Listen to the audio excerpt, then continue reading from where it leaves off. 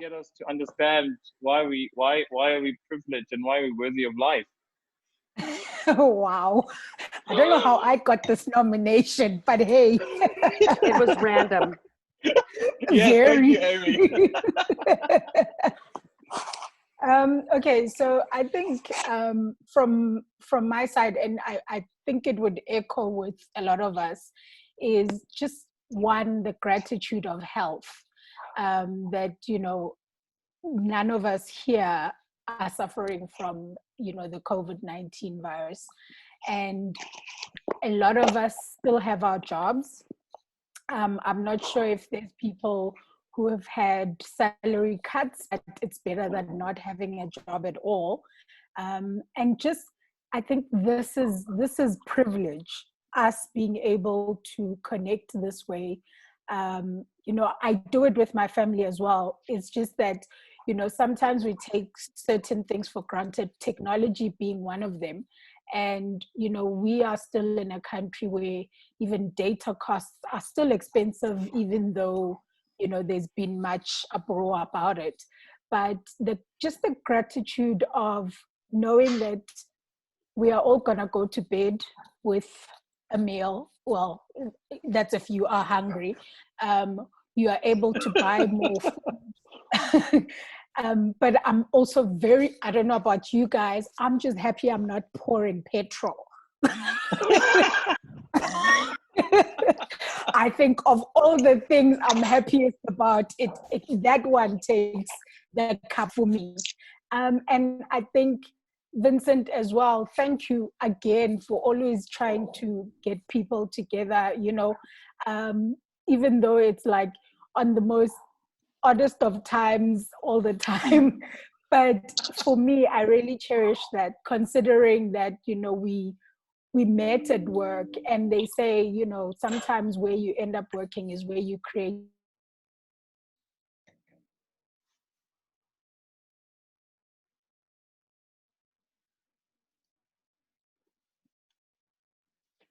Sure.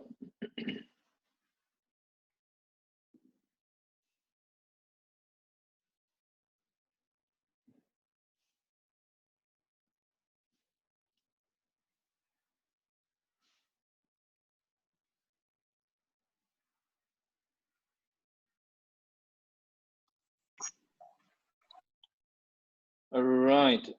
There we go. Think that was all along. This is not Are awkward you at all. back? Yeah, I'm back. I'm so sorry. I don't want that. I'll have it. You were frozen. What happens with when you your drink and glass. facilitate at the same time? Oh my God. Yeah. You know what Anyway. Master. Dragon Master. Yeah, right. Tony, The drunken Tony's still trying to test her mic. No, Tony must figure herself out. Can you hear us? Hey, bro. Wow, no. But you sound very far away. Yeah. Okay, buddy. We can hear you very well. That was my clock asking me. Okay, Tony, it's enough now. It's okay. No, I want to test my audio. Vincent, come on. Can you guys hear me? Yeah.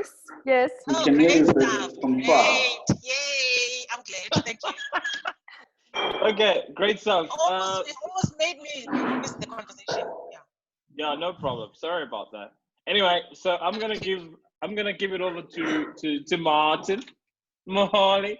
Anyway, just a brief introduction. Moholi and I met in grade. Was it standard 2, standard 3, standard 4? Was it grade 6? 2. I think so. No, 5. Standard 3, grade 5. Yeah, grade 5. So it was in grade 5. So we've known each other virtually our whole lives. We've been friends for that long, and I don't know how people keep relevant for that long of their times in their lives. But anyway, it is what it is. And thank you very much for taking on the challenge. And I see your background.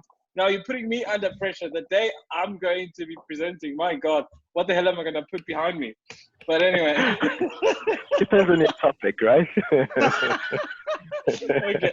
But anyway, you own us for the next 10 minutes or 15 minutes. When you hear this thing beep, it would mean that your time is over. But obviously, if you finish before then it's not an issue. We will continue anyway. Yeah. Okay, cool. Great. So, hi everyone. Obviously, my name is Martin. I think Vincent has just done the introduction. So, I'll try and skip and preserve the time that I have. So, basically, today I wanted to introduce you guys into whether you know it or have never heard anything about it. It's a topic that's kind of close to me right now because I'm researching it, and with the infrastructure and the way things are like in the whole world right now, what can we actually do to impact the world? So as one of the things that I've dived into, it's called ecological footprint, as I mentioned earlier again. What is it? And I'll just read straight from the net what I got, just so that you guys can always relate to it from when you do your own researches. Sorry, give me 2 seconds. So basically what they define ecological footprint as is the resource accounting tool that is available for countries to understand their ecological budget, and so that they can better manage their resources and so forth. So basically what I'm trying to appeal to you guys at this point in time is, I know countries and presidents and big people out there are trying to look out for the future for us. Sorry? Can you hear me fine? Yeah. You're good. Yes. Okay, cool. So I was saying there's a lot of people who are obviously looking at this ecological footprint, but what can you as an individual do? What can you contribute to it? The first and foremost step would be to understand what an ecological footprint is. Basically, as a human being, you occupy space. And I don't mean in terms of your mess and so forth. I mean by your activities, by the things that you do, by the people you interact with, the things that you utilize within our day-to-day spaces, right? So that is sort of some sort of mess or some sort of utilization of the resources that we have within the world. Now, my biggest problem with our world at this point in time, and that you will realize as we go along, is we are almost always made to believe that the purchase price is that's where it ends. So when I go to a store and buy my shirt or my jean or my phone or whatever I've purchased, that's where it stops. But technically, it doesn't stop there. There's things and people that we, and by things I mean the planet, that we haven't paid dues to. What have you paid back to the planet for what you have acquired? Because remember, everything is kind of cultivated and made from the earth that we've so abundantly been given. So I just wanted us to reflect and go back to our ecological footprint, where when you stay at your house, how much electricity are you using? When you drive to your friends, do you really need to drive to your friend's place? How much carbon footprint are you leaving behind? And also, what kind of future are we living for our kids, our kids' kids, and so forth? Now, I'll give you a quick example, just so that you can maybe, hopefully, always remember what ecological footprint is in terms of an example. I find examples as the key thing to actually help you understand things. So right now we're in a situation, a crisis. If you are a parent who has a check account and a savings account, have whatever amount you have in those two, you budget on every day and say, okay, cool, my kids are going to go to school. So you have 3 kids. Say, okay, my kids are going to school. You know, between 8 and 3 or 8 and 5, depending whether they go to after school or not, they're not at home. Your water consumption, your electricity, your food, all of these things are not being consumed or having to be catered for. Now we have COVID-19, right? Everything has ground to a halt. You are lucky enough that you're still getting your salary, but now there's something else that's chowing your money. Your kids are at home 24/7. Your kids are eating your food. And this is what we are. We are kids to this planet, and we are eating the resources 24/7. We are not giving it time to rest. So sooner than later, I'm going to have to jump into my savings, because my check now no longer stretches all the way to the end of the month because my kids are here all the time. I jump into my savings. When I get my next paycheck, the first thing I do is I have to replenish my savings, then go to my check. But now my check has also been cut short immediately. So I will, in that month, be able to finish up my check account quicker than I did the month before, and so forth. And the cycle continues until all I have is just savings, or current with no savings at all, then I'm living from paycheck to paycheck. We know this in terms of finance. That is the disaster you have now. So now, I think personally, from this research that I've been looking at, we are already at the point where we're living from paycheck to paycheck as a country. Because if you look at people's footprint, I did send out a link and asked Mr. Vincent to send it out to everyone. Don't know if everyone had a chance to look out and say, okay, cool, what is my ecological footprint? And I will personally say mine said 5.9 planets. And this is if everyone in the world lived the way I do, because I was not aware of this thing. I always looked at consumption and the money that I paid as, hey, I paid enough. That's it. It's gone, it's done. But not realizing there's a hidden cost which actually affects us in way bigger terms than me paying some tycoon boss who's sitting somewhere in some other company. I need to start paying back the earth itself and saying, okay, cool. What other things would I like? If you look at things like your travel, I know I sound like I'm all over the place, but that's because this topic does kind of touch every aspect of our lives. So if you look at your travel, how do you, let's say I stay abroad, I have to come back home at least once a year to come visit in South Africa. So that air mileage, how much carbon footprint does it take, and how do I offset that?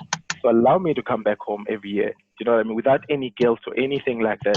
So it's just living our lives in a very controlled, informed way where we understand we only have one Earth. We have not at any given time been given or told that we can move on to the second Earth. There is no Earth. It hasn't been found until such time that our kids find either innovation or way to use up our current biosphere, which is the land that we can actually cultivate and get things from. Because our Earth is in diameter, I think it's 40,000 kilometers. If you go from all the way around it, even then, not all of it is cultivatable. We can't use up whatever we can see. There's deserts, there's oceans and all that stuff. So how do we then look at that? Now, the biggest thing we also forget is you'll see, like if you do your researches, you'll see there's a number that keeps being brought up, which is 1.7. And this number is how much hectare spaces do you need as a person to live and survive.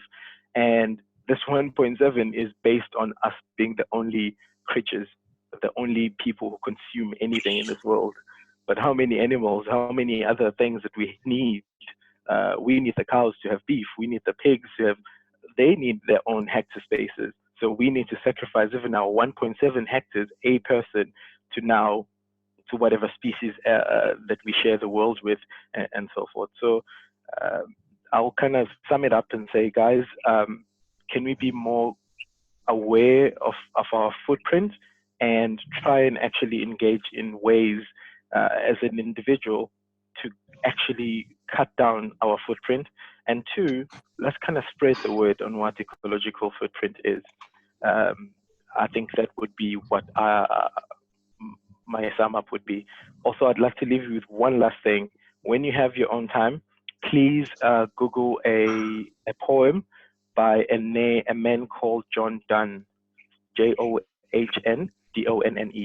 And his poem is No Man's an Island. So if you can just get that, I'll send it out as well on the group. John who? No. John Donne, DONNE. All right, yeah. Yeah, and it's called No Man's an Island. It's just one of those things that touch me personally is let's stop thinking greedily, eating things greedily. And you'll notice as a trend, and I consider you guys very lucky, like you were saying earlier, that Mbali, that we are very fortunate that we have the things. But if you look at the trends, the people who have the things are the people who consume the most. Therefore, I'm talking to the right group here. I'm talking to the right people because we have the capacity to spend. It's very hard for us to have a virtuous nature to say, oh, I have all the money, but let's not go pear-shaped and start buying everything. That's where I end. Sure. Wow. Okay.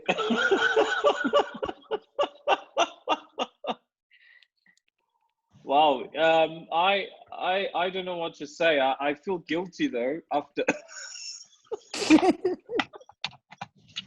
I mean, that's how we started, right? Just get everyone guilty, and then we can enjoy the pleasures afterwards. Yeah. So Sounds like religion. Okay. So before we get into the official start of the questions and people that want to add to what Martin has just taken us through, we've got 3.5 minutes. Is there anyone who's got top of mind something that they want to contribute before we got to the official speakers? Well, I've only got 4 more minutes until I've got to go to a meeting. So I will just quickly say that this type of footprint thinking, this type of systems thinking, I think is really relevant, not just in the context of what is our ecological footprint as individuals, but really thinking about the footprint of everything that we consume, everything that we touch, everything that we interact with. And I think certainly from standing in the middle of all of us of a quarantine and a public health crisis, and realizing how very deeply interconnected all of these systems are in which we live, government systems, economic systems, health systems, infrastructure, all of it is incredibly interconnected. And so one bump or one hiccup in one system is going to have rippling effects in every other system that touches it. And so I think thinking about things in terms of an ecological footprint is perhaps another way to think about a more specific way to think about the bigger picture of systems thinking and how important it is to apply that. Oh, yeah, thanks, Amy. Anyone else? 2 minutes spare. I'll jump in and say thank you, Amy. That definitely is the same thought process that I'm going through right now, and that's how I kind of zoned into the little specific side of things that I found. But it's a big picture. It's a very big picture that we need to look at. Yeah, and if you'd like to, outside of the format of the call, if you'd like to communicate around any of it, because I'm also doing research for my PhD here in Lisbon, but looking at agricultural systems and food production and ways that we measure impact in those types of consumption-based systems. So yeah, something interesting to talk about later. Yeah, I definitely do. I will reach out. Cool. So this was also one of the things that Sorry. Yeah. Sure. You want to say something? Okay. Hello? Oh, here we go. Yeah. Can you hear me? Yes, we can. Yeah. Hello, everyone. Thank you, Martin, for the great talk that you just gave us. It was very interesting and eye-opening and has a lot of open doors that need to be closed, which means later I'll come with more questions as we interact. Because I have a lot of doors open that you just opened that you need to close gently with me. But I just trying to find out in terms of now what is the cause to save nature, the physical, or the cycle of the spiritual network? So at this point in time, the ecological footprint does not go into the realm of spiritual at all. It's more physical. Okay, so just more saving physical. Yeah, that's it. I'm just trying to find out the whole. That's it. What's the purpose? Just oh my God, there we go. Focus on the nature physically. That's it. Okay. Thank you. we've run out of time. Get the question, bro. No. That was within the 5 minutes that was left from Martin. So we're gonna move straight on. So the first contributor that we had, I'm just gonna go through my mobile here quickly and just check. We had Kanya. Kanya, you there? Kanya. Okay, she's not there. Hello. But oh, hi. Do you want to ask your questions right away? Can you hear me? Yes, we I can hear you, Kanya. Okay, cool. Okay, I have a couple of questions. I unfortunately did not hear any of what Martin was saying because my connection is terrible. But I do have a couple of questions because I do find the topic very interesting for me. So one of the questions I have is, how many Earths would you say is like sufficient for a person to say, okay, you're living within the required or standard ecological footprint?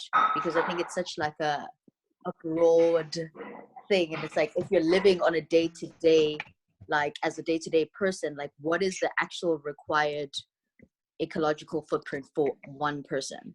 Okay, so the link that I sent you guys, again, thank you for the question. The link that on WhatsApp would have been a link that would calculate your own footprint and calculate or multiply by the amount of people that are in the world and say, what if everyone lived like you? And that's why you find things like 5 times planets or 10 planets to sustain the whole world. Mine said 4.0. Wow, you're very ecological. At least Me and you, Kanya. Is that good? No, it's not. It should be one planet. We only have one planet. Oh, okay. It's only good in context to my own results, which were like 5.9. Unlike someone else's that I know were more than that. I will not mention the name. Shut up. So back to the question, just trying not to waste the time. I would say the number that's been thrown around by a lot of people who are doing the research, the scientists, the organizations that are actually involved with this a lot, is 1.7 hectares per person. So you are meant to be consuming as much as close to or as little to 1.7 hectares as a person. Now, how do we get to that? Is now there's a saying that says you can only control what you can measure. So now is where we start to be aware and open-minded to say, how can I measure my actual footprint? What did I just do? And how many hectares does it cost me? You know what I mean? So this is where we start looking at things at a very critical point, or from an informed perspective, rather than being told it's your gene or it's your phone. It's like, oh, sorry, Mr. Retailer, how many hectare spaces does this cost to make? And how much it costs to make is not just the phone itself, not the materials itself, the transportation, the making of that transportation. And you can understand how we can keep zooming out of this, and it looks very exponentially like a lot. So this is where now we start looking at, okay, cool, how can I impact it from an individual perspective? Because the powers that be will never be able to control this, especially when we are not being told, especially when, I know a while back, I mean, we're not that old, but we remember back in the days when we had food and things in our systems or being sold food in restaurants, they never had calorie intake next to them. Yeah. It took years for people to run and rally and whatever. Now we need to rally to say, what does each item cost in hectare spaces? Because now that is a very critical point. We need to now go back and not look at dietary and whatever, but let's look at hectare spaces for ecology. Why can we not have that on each and every item that I buy as a consumer? Why do I need to think about it? The person who created this knows exactly how much it costs. Yeah. So you tell me how much it cost at the beginning when you gave it to me. I need to see that on my shirt. It says 2 hectare spaces. I'm like, ooh, sorry, it's a bit too expensive for me. I'm not looking at the price anymore. I'm looking at the price of the earth in total. Geez, that's so hectic. Wow. Yeah. Yeah. Very, That's very. good. It's quite interesting. Yeah. Like. Yeah. Have we reached our time? Yeah. You can squeeze in one more question if you want. Okay, just one more. How practical is it, like now on a, let's say we're reducing it to like, you know, your day-to-day activity. How practical is it for one to like actively change their lifestyle in order to, you know, just ensure that they are minding their footprint? Like, you know, from going from things that you buy, or how, you know, driving your car. Like when I did the whole that quiz thing, yeah, like I rarely carpool, and I'm just like, oh my goodness, like it, you know, when I was thinking about it, I was like, oh my gosh, this is so bad. I don't do this, I don't do this, you know. So how practical is it for like one to be able to change certain things to be more mindful of their footprint? Yeah, so we are where we are because of our tendencies and things that we've kind of inherited and activities and all that stuff. So some of the behaviors we probably won't be able to change. And this goes back to the example that I gave where I stay abroad, but my home is still back home in South Africa. So I have to travel back home every year at least once, right? So now what I will have to do is offset that. If I were to drive, if I know that the carbon footprint for my flight to South Africa and back is, I don't know, 100 whatever, and I know driving my car 10 times a year is that, I'll stop driving my car 10 times a year. I've offset the stuff that I cannot change. So that's what we need to start doing now. So, okay, cool. How much will this cost me? How much do I have? Look at it as a balance in your bank account. It's like, how much can I spend and how much does this cost? Think of it that way. Okay. No. All right. Makes Great sense. stuff. Thank you. So, okay, the Martin. Thanks. The next question comes from Bongani is out. I don't know where he went off to. Zizi has not attended. Yeah, none of these people are online at this moment, right? So Cloney is struggling. She said she ran out of power. I don't know what's happening in Centurion, but she said she ran out of power. She can't connect. Does anyone else want to either contribute or ask a question, and then we can close? Vincent. Yes, Bali. Your connection is very bad. Your connection is acting up. Just repeat. Does anyone else what? Okay. I think he was just sending the invite to everyone else to actually be able to ask questions and weigh in and so forth, because the people who were assigned were not in the call. Yeah. Okay. It's exactly what I said. So if anyone wants to contribute or ask questions, we've got the next 10 minutes to conclude. Yeah.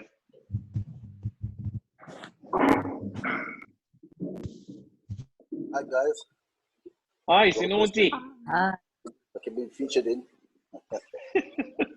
I guess mine is a question / comment.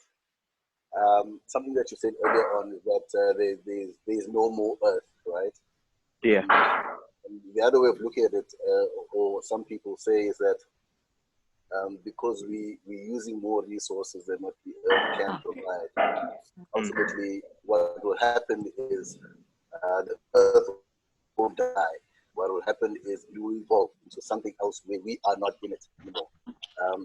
So that poses some kind of urgency for us to do something. But on the other hand, I'm a guy that, let's say 5 years ago, I've had a big dream of driving this V8 engine and living in a mansion with 15 kids.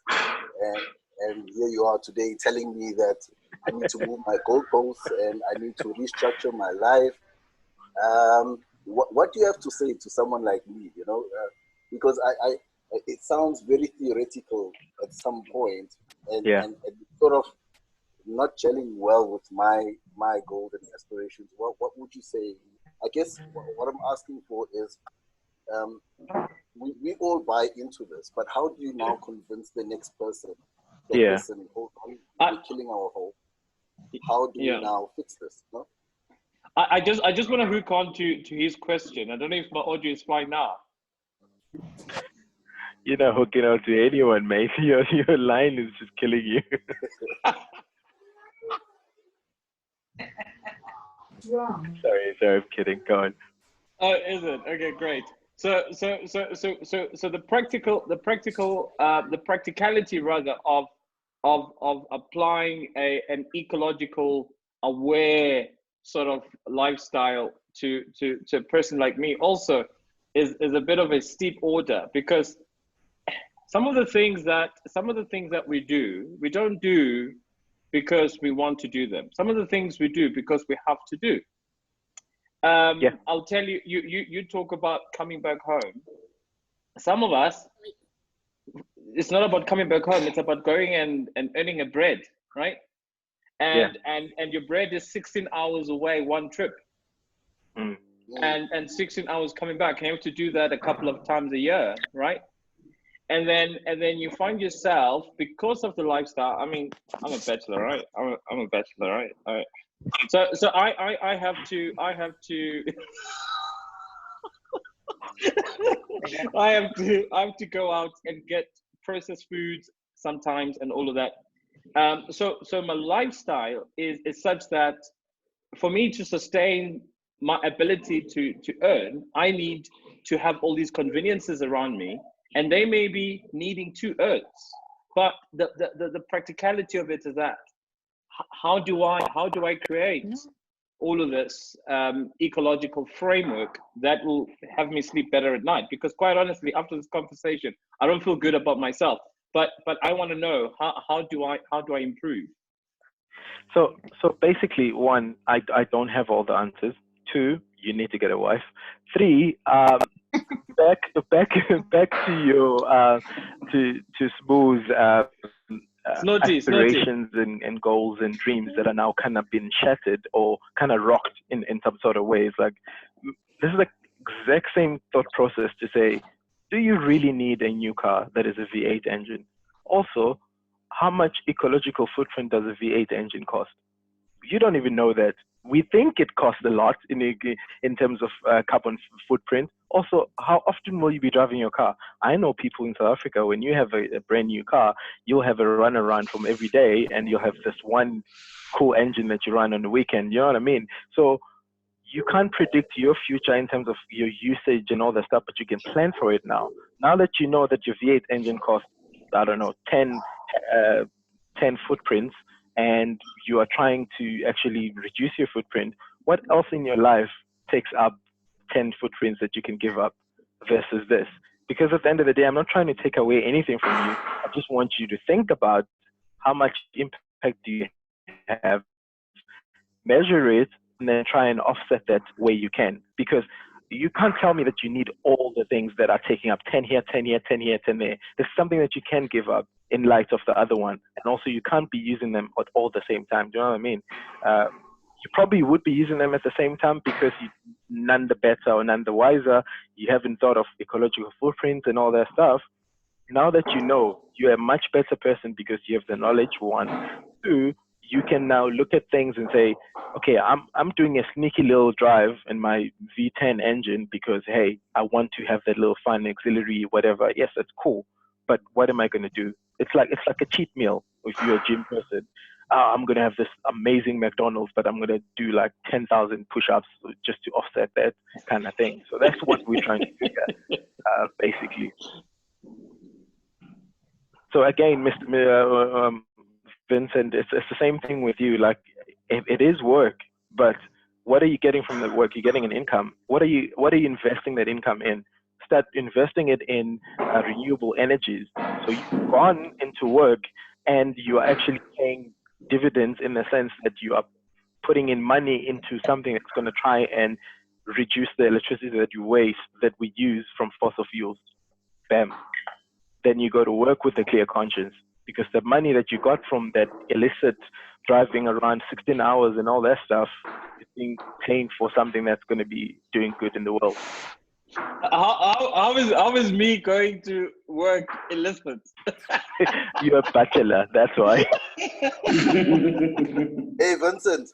Yeah. Vincent. Yeah. Hey, we can forget about that V8, eh? Yeah, forget about it. In fact, sell everything, moving into a 1-bed. You know the story, right? We're gonna talk about this. Oh,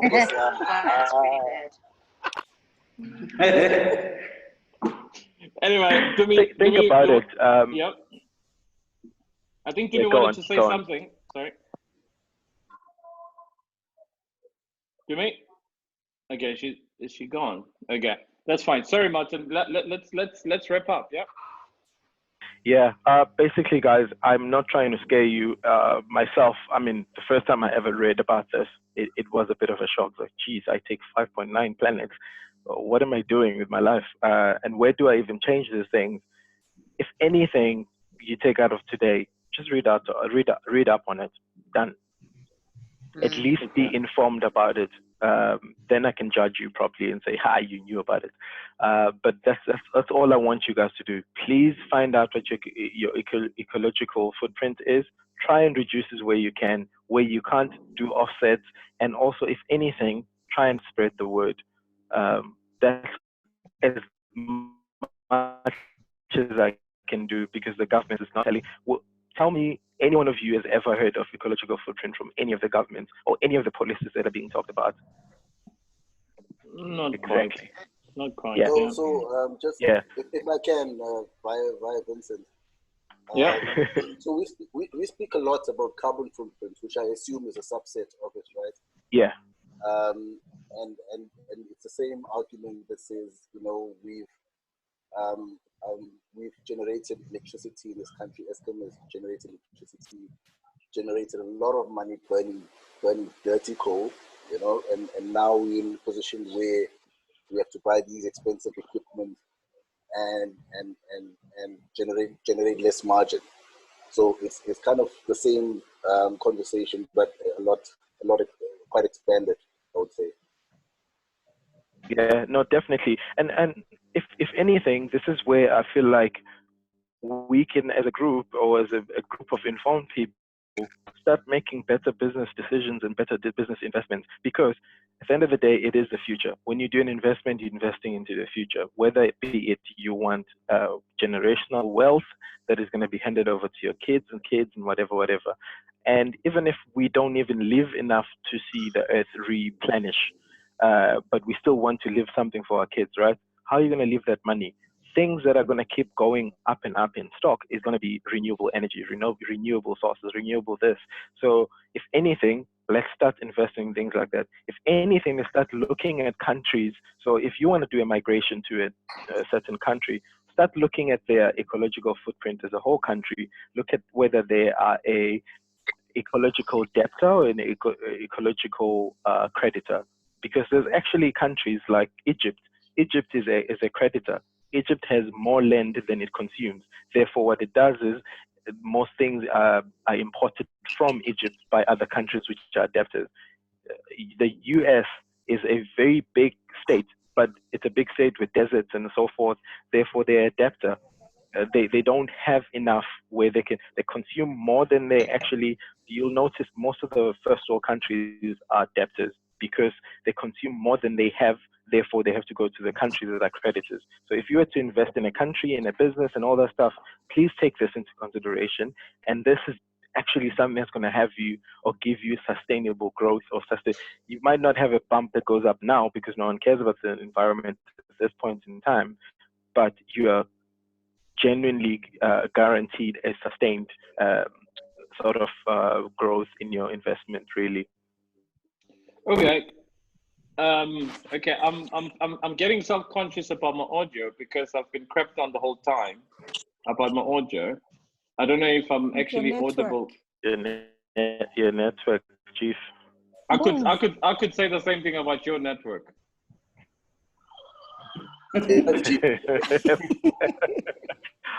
Oh, someone's gonna have a topic of 5G soon. I cannot wait. Okay. It's 12. Okay. It's not him. There we go. All right. Yeah. Is it better now? Much better. Okay, Are you on top of the roof now?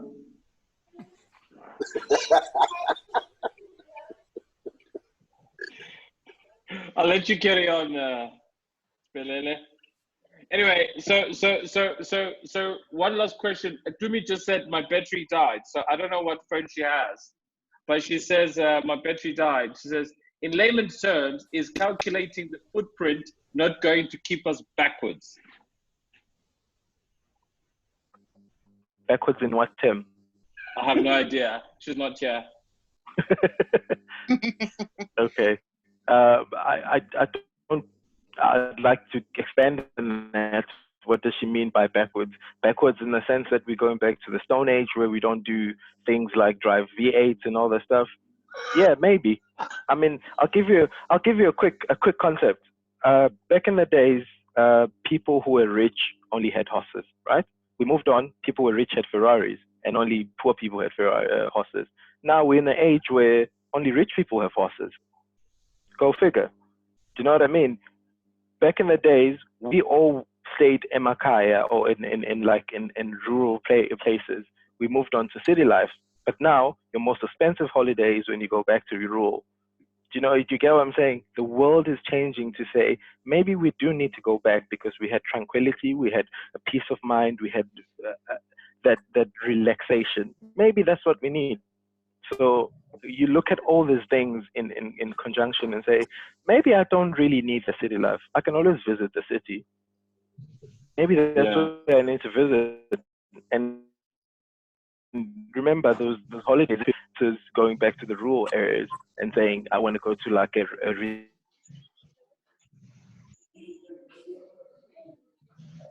Luke is having internet problems now. But anyway. reserve. Okay. Martin, it's your turn with your network now. Anyway, it happens. It happens. Okay, so we've reached our 45 minutes catch up.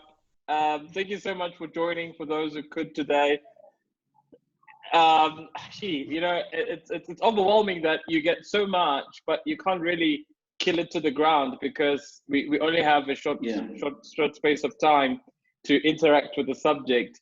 But surely, I'm going to put your email address, Holly, on our group, and then whoever wants to interact with you on that particular subject, and hopefully you become our ecological guru, and advise us continuously, on how to improve our lives in that respect. But thank you so much, guys. Thanks for logging in. I don't know if anyone wants to say anything. But if you've all said enough, I look forward to next week Thursday. I'll put out again a random list of speakers with subjects. They must tell us what they're going to talk about, and then we meet again next week Thursday. Thank you so much. Thanks. Thank you so much, guys, for having me. Enjoy your evening. Bye bye. Cheers. Bye. Bye, guys.